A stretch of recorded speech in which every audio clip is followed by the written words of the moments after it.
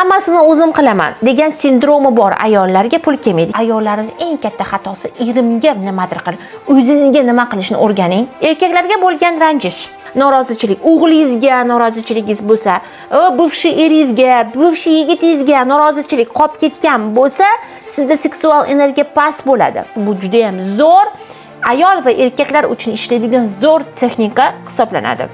Uyda hammani boqadi, uyga olib kiradi, lekin unga hech kim bermaydi. Bu odam bir nima so'rasa, unga kelganda yo'q bo'ladi. 40 ta his qilgan hissiyotingizni yozib chiqasiz. Uyga vazifa. Ota-onani qabul qilish holati bizani birinchi energetik etapimiz hisoblanadi. Ya'ni buni temperament deyish mumkin. Energetik juda ham ko'p bir-biriga tushish kerak bo'lgan narsalar bor. Xo'p, ayollik energiyasi bu fiziologik va psixologik jihatdan qaralganda qabul qilish, qabul qilib yashash, intuitsiya, emotsional narsalarni his qilish va o'ziga tortish qobiliyati bilan bog'liq. Ayollik energiyasi bu ichki dunyo, ichki holatdir. Erkaklik energiyasi esa bu tashqi dunyoni aks etadi. Uni harakatlari va uni qat'iyatligidan yuzaga keladi. Ayollik energiyasi bu passiv emas, balki o'ziga jalb qilish, ya'ni saqlab qolish, o'zi orqali ta'sir etish qobiliyatiga ega energetik holat hisoblanadi. Pul ayolga uning holati orqali keladi, harakat orqali emas. Holat hal qiluvchi omildir. Ya'ni erkak pulni harakat orqali topadi, ayol pulni to'lqin, holat va to'kin sochinlik, izobillik ochish orqali jalb qila oladi. Ya'ni ikkita energiya ikki xil energiya hisoblanadi. Agar shu energiyalar bir xil to'g'ri bo'lsa, o'shanda varonka kengayadi. Shuning uchun ba'zi bir ayollar turmush qurgandan keyin erlari boy, zo'r bo'lib ketadi. Ikkalasini energiyasi qo'shilgani uchun. Lekin bir narsani biling, men boy qildim degan narsaga ham agar u odam bo'lmaganda siz ham unaqa boy qila olmasdingiz. Ya'ni ikkita energiya bir-biriga tushgan. Ya'ni buni temperament deyish mumkin. Energetik juda ham ko'p bir-biriga tushish kerak bo'lgan narsalar bor. O'sha narsalar tushganligi uchun bu varonka shakllangan. Sizni pulingiz yo'qmi ayollarni bugun? Demak, sizning holatingiz yaxshi emas. Holatda qanaqadir problema bor. Sostoyaningiz buzilgan. Agar to'lmagan bo'lsangiz, mijozlar, sovg'alar, imkoniyatlar kelmay qoladi. Mana полноценность bu постоянно sizda oqim. Atrofda ayolni pul, narsa olib keladigan narsalari ko'payadi. Ya'ni o'zi-o'zidan paydo bo'ladi. Kimdir ovqat olib keladi, kimdir unga gul podarka qiladi, erkak bo'lish shart emas. Hamma narsa o'z-o'zidan bo'ladi. Qachondir ayol to'la bo'lsa, qachonki ayol o'zini qabul qilgan bo'lsa, o'z qiymatini bilish, bahosini qo'yish osonlashadi. U o'zini qadrini biladi, o'zini chegarasini biladi va uni insonlar qadrlaydi. Bugungi kunda agar sizni qadrlamayotgan bo'lsa hech kim, siz o'zingizni to'liq qabul qilmagansiz.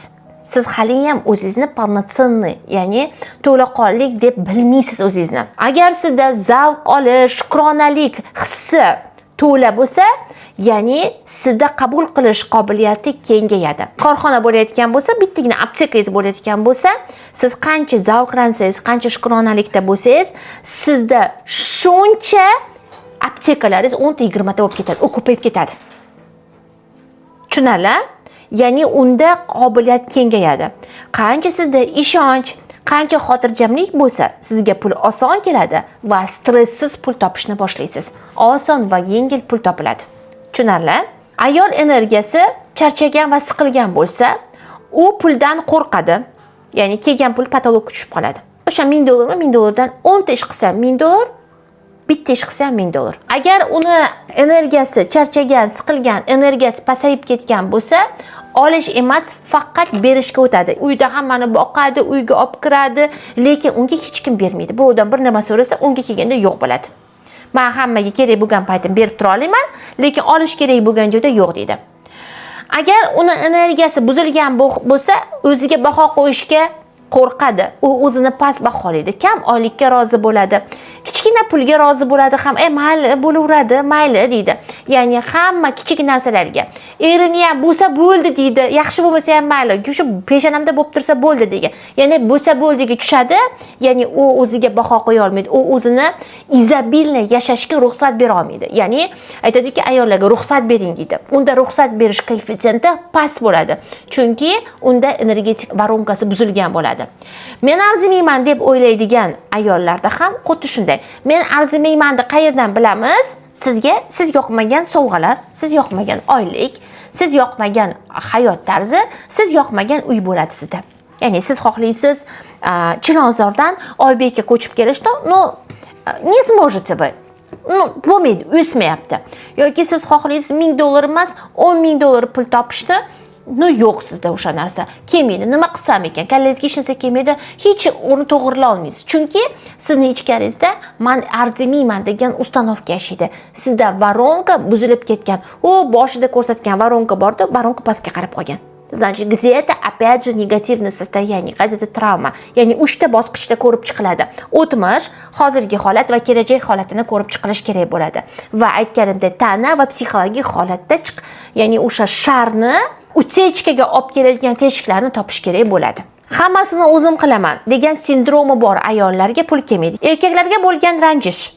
Ya'ni agar sizda otaga, akaga, ukaga norozichilik, o'g'lingizga norozichiligingiz bo'lsa, buvshi eringizga, buvshi yigitingizga norozichilik qolib ketgan bo'lsa, sizda seksual energiya past bo'ladi. Qaysi ayollarga pul faqat ishlab, ko'p pul topib, yugurib pul kelayotgan bo'lsa, bilingki, bularda erkaklarga nisbatan abida qolib ketgan.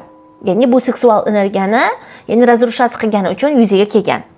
Uyalish, haq so'rashdan qo'rqish, pul so'rashdan qo'rqadi. Qo'rqmaydi, ya'ni men oldin masalan shunaqa pulim yo'q payti, eslasam o'zimni, akam ko'p pul topardilar u payti. Men akamdan pul so'ra olmasdim. Undan ko'ra so'ramaganim yaxshi.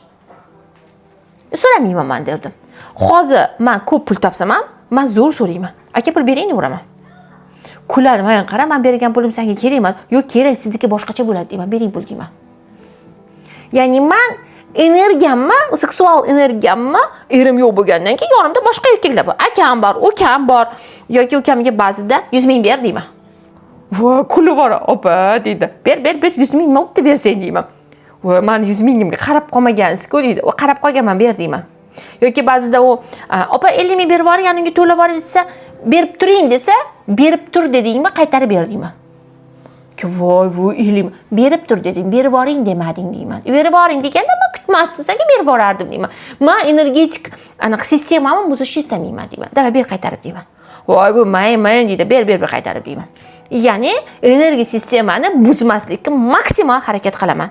Buni qayerda o'rganib olganman? Men buni ayollik jozibasida sizga berganman. Juda ham ko'p o'qiganlar buni primerni biladi.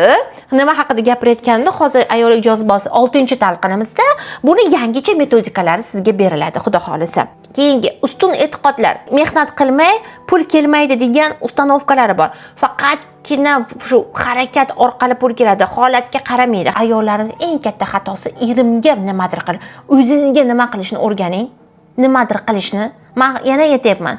Erga energiya berish uchun o'zingiz naполнение bo'lishingiz kerak. Ayolni o'zida bo'lish kerak. Shuning uchun bizani kurslarda o'qisa, erlarda nima bo'ladi? Повышение bo'ladi. Bittada erini karyerasida повышение bo'libdi. Menda unaqa misollar juda ham ko'p. Ayol va pul o'rtasidagi munosabatlar. Pul bu energiya oqimi, u ishonch, xursandchilik va qabul qilishga javob beradigan energiya. Tasavvur qiling, ko'p narsa emas.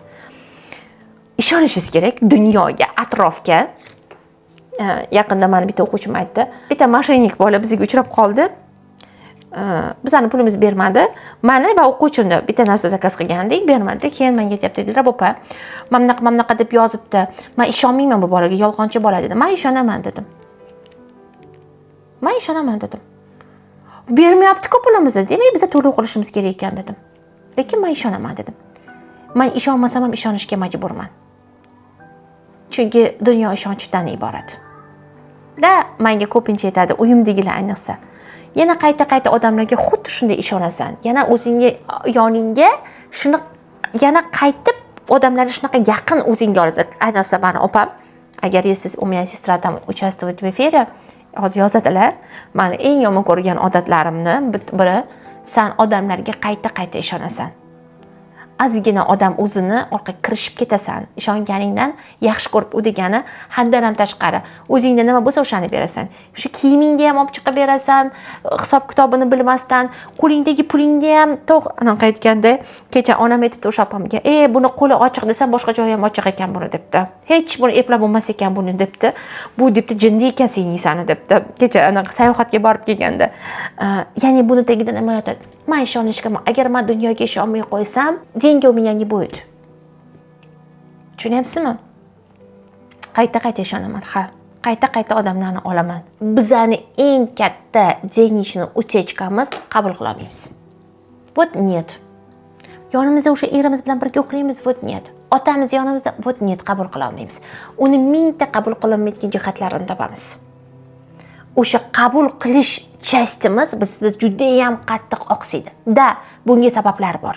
Chunki bizni ko'p yerga urishgan bo'lish mumkin, ko'p travmalar bo'lgan bo'lish mumkin, ko'p narsa sabab bo'lgan bo'lish mumkin. Neyrofiziologiya va gormonlar bilan bog'liq bo'lgan tarafda ayollik energiyasining muvozanatda bo'lishi birinchi navbatda gormonal tizimga bog'liq. Oksitosin gormoni mehr, yaqinlik, muhabbat, go'zallik, sevgi hislariga beruvchi gormon hisoblanadi. Mana bu yerda hozir nima qilsangiz bu energiyalar ko'payishi mumkin bo'lgan chastdan yozib chiqqanmiz. Gul yetishtirsa, raqsga tushsa, musiqada bo'lsa, o'zini parvarish qilgan paytida 2013-yilda Harvardda shunaqa tadqiqot ishlab chiqilgan, ijobiy emotsional holatda bo'lgan ayollar ko'proq ijodiy g'oyalar, takliflar qilgan va muvaffaqiyatli qarorlar qabul qilgan.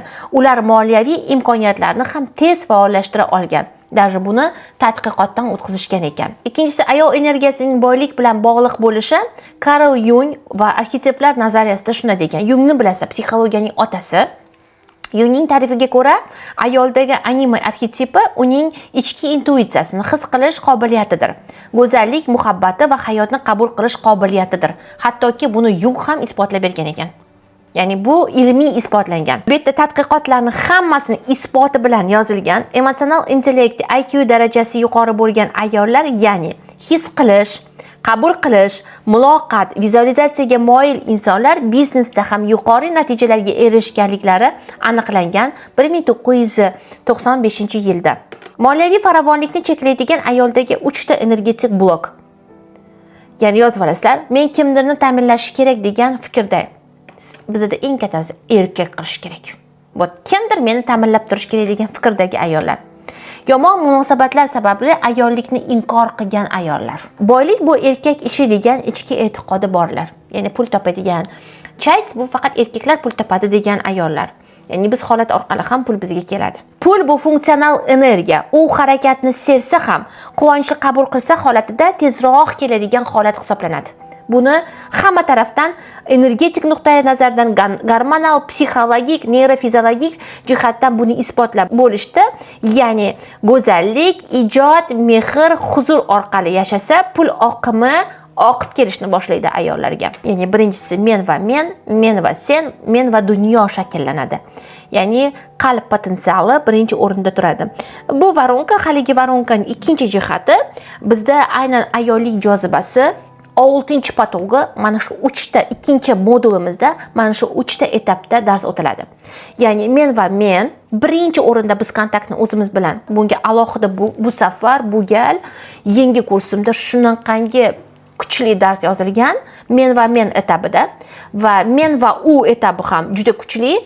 Endi men va dunyo pul etapini endi yozishni boshladim. Hali yozilgani yo'q, jarayonda ketyapti yangi informatsiyalar bilan. Mana shu 3 ta etapni biz ikkinchi modulda siz bilan o'tamiz. Ayollik jozibasi 6-patogida juda ham kuchli. Bu onlayn va offlayn tarzda bo'ladi. Bu safar ham onlayn, ham offlayn bir xil mavzuda ketadi. Har safar offlaynda boshqa mavzular bo'lardi, lekin bu safar onlayn va offlaynda bir xil mavzu bo'ladi. Chunki offlaynda savollar bo'lgani uchun u yana ham kengaytirib beriladi.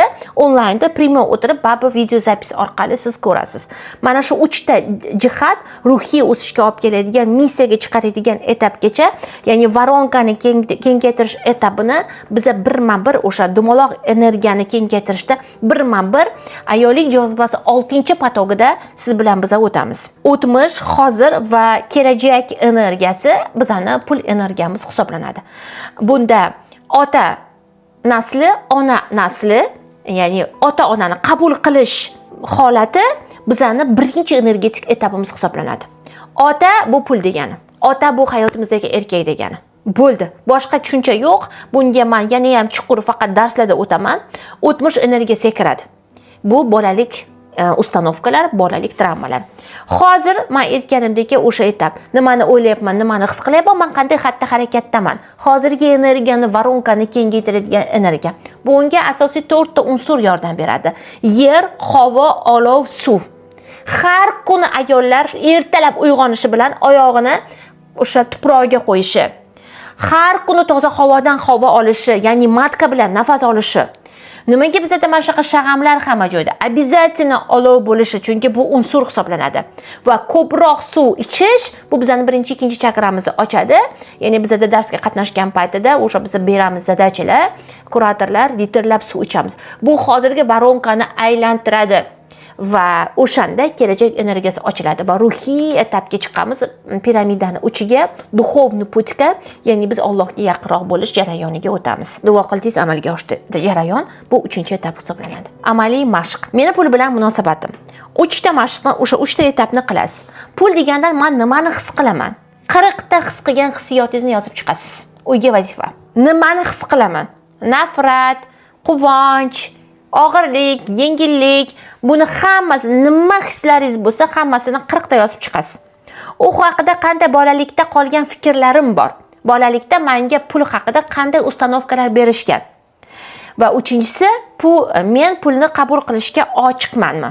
Ya'ni sizda pulingiz bo'lsa, qanday o'zingizni his qilasiz, nimalar qilasiz va pulingizni nimaga ishlatasiz? Aynan mana shu etapni 3 ta savolga to'liq javob bering. Iltimos, bu juda ham zo'r, ayol va erkaklar uchun ishlaydigan zo'r texnika hisoblanadi. Men bir narsaga ishonaman, siz hayotingizni o'zgartira olasiz. Faqat buni qanday qilishni bugungacha bilmagansiz. Faqatgina uni siz uddala olmaganingizning sababi mana shu teshiklarni yopa olmaganligingiz. Siz buni o'zingiz chiqib keta olmagansiz. O'zingiz uddalay olmagansiz. Shuni hisobiga bugun sizda utechka bo'lyapti. Orzularingiz mana shu yerda poliyalarda qolib ketib, u orzuligicha qolyapti. Uni amalga oshira olmagansiz. Bunda sizning aybingiz yo'q. Vaqt keldi buni amalga oshirish. Chunki siz bugun tushunib qoldingiz. Bugun nimaga aytyapman? Qani nimani tushundingiz deb. Demak, bugun siz tushundingizmi? Demak, buni yopishni harakatiga qiling. O'zingiz harakat qiling. O'zingiz bo'lmasangiz pul to'lab harakat qiling. Lekin buni uddalay olasiz. Agar sizga uddalay olinmaganda, hattoki bu даже travmalar ham sizga berilmasdi. Bu sinov deya olmayman. Biz sinaladigan dunyoda yashamaymiz. Biz maza qilish uchun dunyoga kelganmiz. Biz o'sish uchun. Bu sinov emas, bu Xudoga yaqinlashish. Faqat buni har safar yopgan paytingizda yaqinlashasiz unga. Ya'ni ham uni yaxshiroq tanishni boshlaysiz. Ya'ni ham uni yaxshiroq his qilishni boshlaysiz. Qanday tarzda bo'ladi? Umumiy 16 ta jonli uchish, ya'ni bu offline darsda. 16 ta jonli uchrashuv 4 ta moduldan iborat, ya'ni 20 tadan oshiq praktikadan iborat bo'ladi. Video darsliklar bo'ladi, kurator va men jonli efirlar qilamiz. Hozir etapni tushuntiraman. Ayollik jozibasi kursini boshqa kurslardan farqi nimada? Qanday tarzda bo'ladi? Kurs davomida nafaqat ayollikka qaytasiz, o'zingizni anglaysiz, sizdagi har qanday muammo o'zi yechiladi. Ishonasizmi, hayotingizda hamma narsa o'zi yechilishi mumkinligiga? Ishonsangizgina bu kursda o'qisangiz bo'ladi. Agar siz yo'qman, ishonmayman, bu laxatrom deyotgan bo'lsangiz, bu hech qachon yuzaga kelmaydi. Bizda 3 ta tarif bor. Standart, premium, VIP. Standart tarifimizda 3 ta modul. Qarang, bu yerda standartda 3 ta modul, premiumda 4 ta modul bor. 4 ta modul, 24 ta video darslik, umumiy chart, darslar uchun 6 oygacha dostup, psixolog, kuratorlar nazorati. Kurs davomida haftada 1 marta psixologlarning jonli efirlari, har bitta savolingizga alohida javob berishadi. Keyingisi VIP tarif, bu offline tarif hisoblanadi. 12 ta darsni men o'zim o'taman. 4 ta darsni seksolog o'tadi.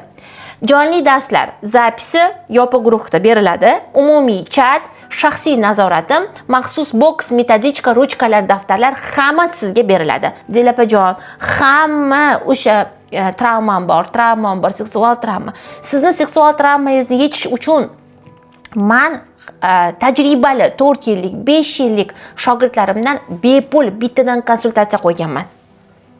Ishoning, lekin buni telefon qilib qizlardan o'sha joyingizni band qilganingizni qizlar tushuntirib beradi qanaqa olishingizni. Bepul konsultatsiya siz tasavvur qilyapsizmi? Onlayn, offlayn farqi yo'q. Uzoqda bo'lsangiz onlayn qilib berishadi qizlar. Bo'lmasam offlayn. Siz bitta konsultatsiya olasiz. Onlaynda darsliklar haftada 2 marta beriladi. Kuratorlar postoyanno siz bilan har kuni kechki payt 8 dan 10 gachami? Da, anaqalar 8 dan 10 gacha jonli chatda savol-javoblar bo'ladi. Har kuni siz 2,5 oy davomida qizlar bilan har kuni muloqotda bo'lasiz. Bu xuddi individual konsultatsiyadagi. Bunaqa imkoniyat hech qaysi kurslarda yo'q. Hech qaysi kurslarda kuratorlar, psixologlar emas. Bizda nima uchun bizda mana psixologlarim? Chunki mana shogirdlarim menda psixolog bo'lib ishlashadi. Bizda komanda katta. 10 ta psixolog ishlashadi.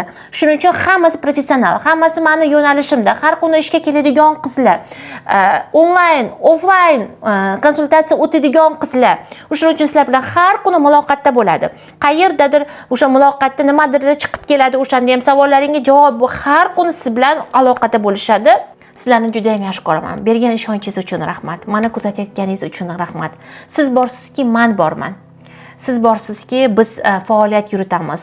Sog' bo'lasiz, salomat bo'lasiz, sizlarni yaxshi ko'raman. Xayr, salomat bo'linglar. 9 yillik eroziya sheyki matki у меня нету. Kursni natijasi и ginekolog aytibdi. Sen nima qilding? Я говорю, не знаю. Kistam bor edi, razmeri o'sibdimi desam, qatta edi, kistangiz deyapti. Qani qattida deyapti. Men просто в шоке. Xudoga shukr, mana mersam oldim. Rahmat. Tabriklashdi. Podarka bo'ldi. Boshidan oxirigacha davolanayotganim shu 8 yil bo'ldi. Matkimdan qon ketardida. Allohga shukr, to'xtadi mana shu kursdan. 5 yillik kasallikda men mana shu kursga kelib tuzalganman. Kurslaridan oldin mendagi meni o'qib, o'quvchi bo'lgim kelgan. Hozir Xudoga shukr, institutda talabaman. Matkada operatsiya bo'lib, umiddonim yo'q. Umuman erkaklikka qarab ketgan, faqat erkaklardan kalta yeb, boshim yorilib, qo'lim sinib, qulog'im operatsiya darajasida sizni tanib kelganman ofisingizga. O'shandan beri umuman kalta yemayman. Hozirgi kunda erim bilan baxtliman va 1,5 yildan beri umuman nevropatologga bormayman. 8 yildan buyon endometrioz, adenomiozim bor edi. Birinchi marta ginekologga borganimda, yo'q, sizda unaqa narsa yo'q, hammasi joyida dedi. Men birinchi marta ginekologdan xursand bo'lib chiqib keldim. Zeliya opa, sizga rahmat aytaman. Birinchi navbatda turmushimni, oilamni yo'qotishdan juda ham qattiq qo'rqardim. Qo'rquvlarim yo'qoldi. Hammasidan shunchaki 3 oy ichida hammasidan qutuldim. Yo'q joydan mashina oldim. Birinchi mashinamni Cobalt bo'lsa ham oddiy sotuvchi darajasidan hozir yuvelirniy brilliant magazin direktori darajasiga chiqqanman. Agar siz ham ayollik jozibasi 6-patogimning kursiga o'qishni istasangiz, kommentariyadagi havola orqali ro'yxatdan o'ting va maxsus bonuslarimizni qo'lga kiriting.